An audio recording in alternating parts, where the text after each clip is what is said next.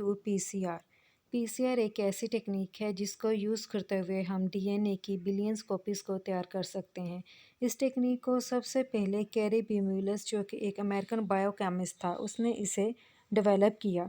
इस टेक्निक के अंदर हम लोग डीएनए की कॉपीज़ को किस तरह से तैयार करते हैं, इसके लिए हम लोग सबसे पहले एक टेस्ट ट्यूब लेते हैं। उस टेस्ट ट्यूब के अंदर हमने जिस डीएनए की कॉपीज़ तैयार करनी होती है वो वाला डीएनए हम लोग उसमें ऐड करते हैं। इसके अलावा हम लोग उसके अंदर डीएनटीपीज़ को ऐड करते हैं। डीएनटीपीज़ के अलावा हम लोग इसके अंदर एंजाइम्स वगैरह ऐड करते हैं और फिर बुफर्स वगैरह को भी ऐड करते हैं। ऐड करने के बाद हम लोग इस टेस्ट ट्यूब को थर्मोसाइक्लर के अंदर रख देते हैं। थर्मोसाइक्लर एक ऐसी मशीन है जो कि इसके काफ़ी ज़्यादा राउंड्स जो है उसको रिपीट करवाएगी और फिर डीएनए की कॉपीज़ को तैयार करेगी। थर्मोसाइक्लर सबसे पहले टेम्परेचर इंक्रीज़ करती है और फिर जो हमारा डीएनए है इसको डीनेचर कर देती है। इसके जो डबल स्ट्रैंड होते हैं उनको सिंगल स्ट्रैंड कर देती है। इसके बाद ये वो टेम्परेचर को कम कर देती है 50 से 56 डिग्री सेल्सियस तक और फिर प्राइमर डीएनए के साथ आकर अटैच हो जाता है। इस स्टेज को हम लोग कहते हैं अनीलिंग। थर्ड हमारे पास इसके अंदर स्टेज है एक्सटेंशन की। उसके अंदर थर्मोसाइक्लर दोबारा फिर टेम्परेचर को 72 डिग्री सेल्सियस के ऊपर इंक्रीज़ कर देता है और फिर जो डीएनए पॉलीमरेज एंजाइम है ये डीएनटीपीज़ को प्राइमर के ऊपर लाकर ऐड करता जाता है और इस तरह डीएनए हमारे पास तैयार हो जाता है।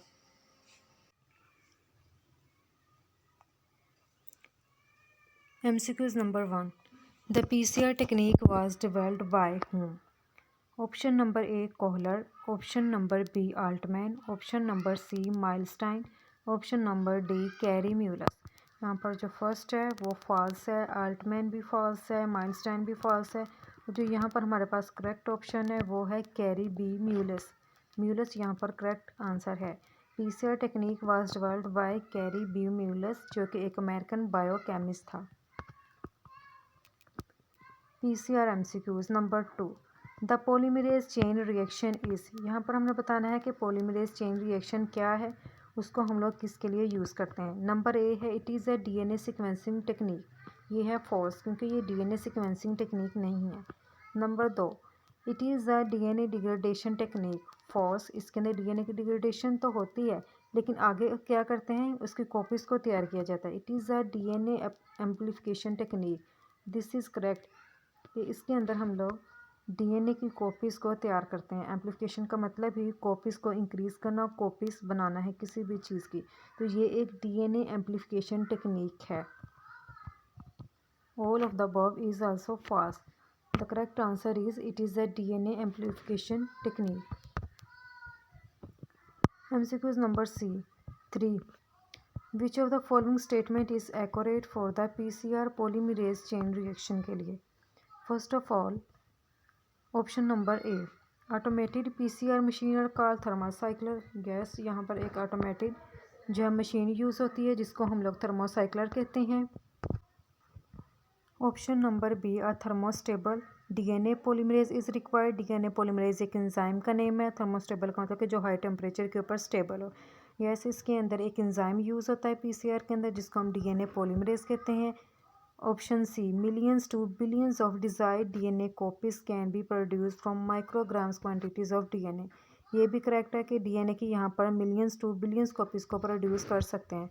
तो यहाँ पर ए, बी और सी तीनों ऑप्शन ही करेक्ट है, इसलिए यहाँ पर जो करेक्ट ऑप्शन है वो है all of the above. MCQs number 4. Thermus aquaticus is the source of. Thermos aquaticus एक बैक्टीरिया का नेम है और ये अमेरिका के येलोस्टोन नेशनल पार्क के अंदर सबसे पहले वहाँ से ये डिस्कवर हुआ था। थर्मस एक्वेटिकस जो है ये बहुत ज़्यादा हाई टेम्परेचर के ऊपर पाया जाता है, यानी कि हाई टेम्परेचर के अंदर भी ये बैक्टीरिया सर्वाइव कर सकता है। तो ये बैक्टीरिया किस चीज़ का सोर्स है? Option A Vent polymerase, option B primase enzyme, option C यहाँ पर है Taq polymerase, option D both A and C. Vent polymerase एक एंजाइम का नेम है, ये इसका सोर्स नहीं है। प्राइमेज एंजाइम का सोर्स भी नहीं है।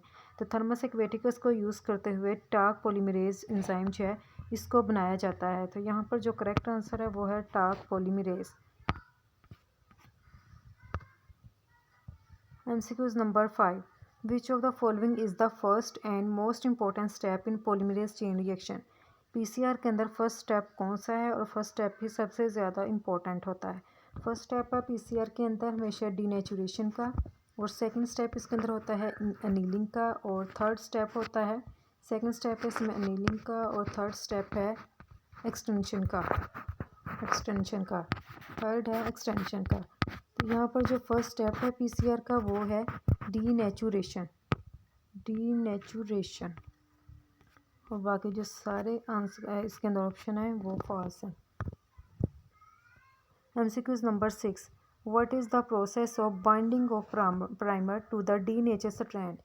इस तरह से डीएनए होता है, जब ये हाई टेम्परेचर के ऊपर डीनेचर होता है तो इसके 2 स्ट्रैंड्स बन जाते हैं, और फिर हर एक स्ट्रैंड के साथ आकर एक प्राइमर यहाँ पर अटैच हो जाता है। तो फर्स्ट स्टेज के अंदर डीएनए की यहाँ पर डीनेचुरेशन हुई थी, तो जो सेकंड स्टेप जब यहाँ पर प्राइमर आकर लगता है इसे कहते हैं annealing stage.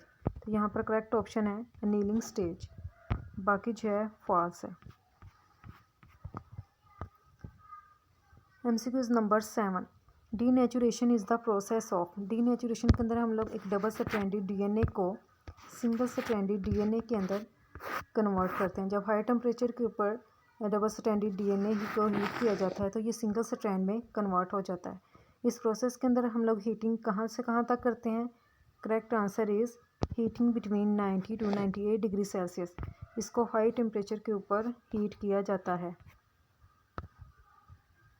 MCQs number 8, polymerase used for. Polymerase क्या है? एक एंजाइम का नेम है। यूज्ड फॉर पीसीआर के लिए जो पॉलीमरेज एंजाइम यूज़ किया जाता है, इट इज़ एक्सट्रैक्टेड फ्रॉम। इसको किससे एक्सट्रैक्ट किया जाता है? होमो सैपियंस ह्यूमन बींग से। फॉल्स। थर्मस एक्वेटिकस एक बैक्टीरिया का नेम है जिससे इस पॉलीमरेज एंजाइम को एक्सट्रैक्ट किया जाता है। एस्क्रिशिया कोलाई, ये भी फॉल्स है। सेक्रोमाइसिस सेरेविजिया, ये भी फॉल्स है। यहाँ पर करेक्ट ऑप्शन है थर्मस एक्वेटिकस एक बैक्टीरिया का नेम है और इससे टाग पॉलीमरेज एंजाइम को ऑब्टेन किया जाता है। MCQs number 9, at what temperature does denaturation of DNA double helix takes place. जो डीएनए डबल हेलिक्स है, जब इसको हाई टेम्परेचर के ऊपर हीट किया जाता है तो ये सिंगल स्ट्रैंडेड हो जाता है।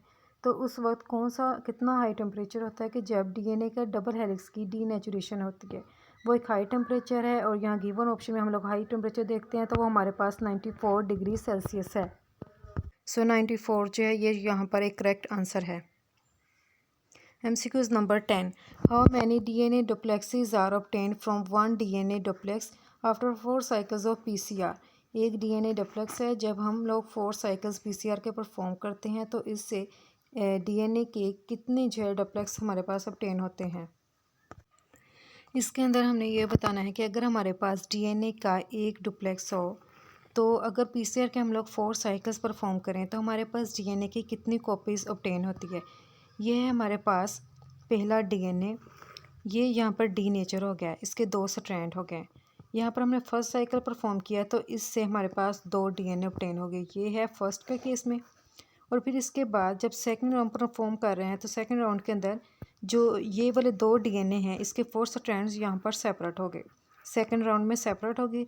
और सेकंड राउंड के अंदर इस 4 स्ट्रैंड से 4 DNA बन गए। यहाँ तक हमारे पास सेकंड राउंड के अंदर हमारे पास 4 DNA आ गए। इसके बाद जब हमने थर्ड परफॉर्म किया तो इसके अंदर ये जो 4 DNA थे उसके 8 स्ट्रैंड है हमारे पास, वो ऑब्टेन हुए। और इस 8 स्ट्रैंड से जो DNA थर्ड साइकिल के अंदर बन गए वो हमारे पास 8 आ गए हैं। थर्ड राउंड के अंदर हमारे पास 8 आ गए हैं। और इसके बाद जब हमने फोर्थ राउंड परफॉर्म किया तो इस 8 से हमारे पास टोटल 16 DNA जो है वो ऑब्टेन हुए। तो यहाँ पर हमारे पास करेक्ट आंसर है 16 DNA। MCQs number 11, primers used for the process of polymerase chain reaction is. Polymerase chain reaction के लिए जो हम लोग प्राइमर यूज़ करते हैं वो DNA से बना होता है, क्योंकि प्राइमर जो है वो DNA की ही न्यूक्लियोटाइड्स की शॉर्ट सीक्वेंस होती है। तो single stranded RNA nucleotide, false. Single stranded DNA oligonucleotide, true. Double stranded RNA nucleotide, false. And single stranded DNA nucleotide, DNA oligonucleotide. ये एक ही ऑप्शन 2 बार रिपीट हो गया, तो यहाँ पर करेक्ट आंसर है single stranded DNA oligonucleotide. MCQs number 12, at what temperature does annealing of DNA and primer take place. DNA और primer की नीलिंग कितने टेम्परेचर पर होती है? इस तरह से डीएनए के दो स्ट्रैंड्स होते हैं, एक प्राइमर यहाँ पर अटैच हो जाता है और एक यहाँ पर अटैच हो जाता है। तो अनीलिंग उस स्टेज को कहते हैं जब प्राइमर डीएनए के साथ आकर अटैच होता है और ये कम टेम्परेचर पर होता है और वो है हमारे पास 54 डिग्री सेल्सियस, क्योंकि 96 डिग्री सेल्सियस के ऊपर डीनेचुरेशन होती है, 54 डिग्री के ऊपर अनीलिंग होती है, फिर इसके बाद 72 या 74 डिग्री के ऊपर उसकी एक्सटेंशन होती है। तो यहाँ पर जो करेक्ट आंसर है वो है 54 degree Celsius. MCQs number 13, reverse transcription PCR uses. जो रिवर्स ट्रांसक्रिप्शन PCR है इसके अंदर हम लोग किसको यूज़ करते हैं? वैसे जो PCR है इसके अंदर हम लोग DNA को यूज़ करते हैं और उससे ही DNA बनाते हैं, लेकिन रिवर्स ट्रांसक्रिप्टिव PCR के अंदर हम लोग किसको यूज़ करते हैं? पर करेक्ट आंसर है मैसेंजर RNA। यहाँ पर हमारे पास मैसेंजर RNA एक टेम्पलेट के तौर पर होता है और उससे हम लोग कॉम्प्लीमेंट्री DNA बनाते हैं। MCQs number 14, PCR is a DNA amplifying in vivo method. DNA amplifying का मतलब क्या है कि जिसके अंदर हम लोग DNA की कॉपीज़ को तैयार करते हैं। यहाँ तक तो करेक्ट है। इसके बाद है in vivo method. In vivo method किसे कहते हैं? इन विट्रो मैथड किसे कहते हैं?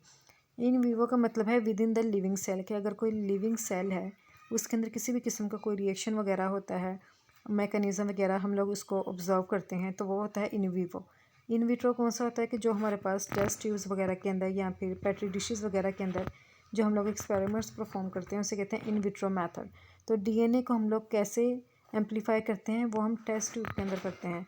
टेस्ट ट्यूब के अंदर हम लोग डीएनए ऐड करते हैं, डीएनटीपीज ऐड करते हैं, प्राइमर्स ऐड करते हैं, बफर्स वगैरह ऐड करते हैं और उसके बाद इसको थर्मोसाइक्लर जो कि एक मशीन का नेम है उसके अंदर इसको रखते हैं और वहाँ पर हम इसको एम्पलीफाई करते हैं। तो ये हमारे पास इन विट्रो मेथड है, इन विवो मेथड नहीं है। तो इन विवो मेथड है, ये फॉल्स है। MCQs number 15, out of the following दर्ज में से identify the first and most vital step of PCR। PCR का फर्स्ट स्टेप कौन सा है और इसका वाइटल स्टेप कौन सा है? एनीलिंग सेकंड स्टेप है जहाँ पर प्राइमर डीएनए के साथ आकर अटैच होता है। डीनेचुरेशन जहाँ पर डीएनए के डबल स्ट्रैंड जो हैं वो सेपरेट होते हैं, उससे सिंगल स्ट्रैंड हमारे पास बनता है। प्राइमर एक्सटेंशन ये हमारे पास तीसरा स्टेप है। तो यहाँ पर जो करेक्ट आंसर है वो है डीनेचुरेशन, क्योंकि डीनेचुरेशन जो है ये फर्स्ट स्टेप है। इसके बाद अनीलिंग नंबर थर्ड पर आता है प्राइमर एक्सटेंशन।